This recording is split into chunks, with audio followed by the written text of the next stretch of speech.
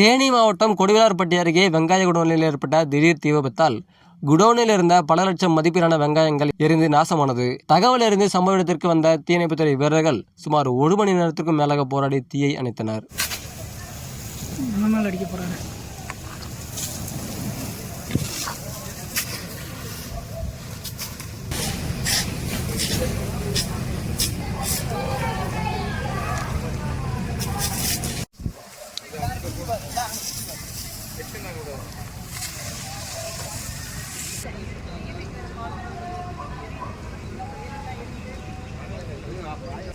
எரிஞ்சிச்சு sir, தீயே எரிஞ்சிச்சு.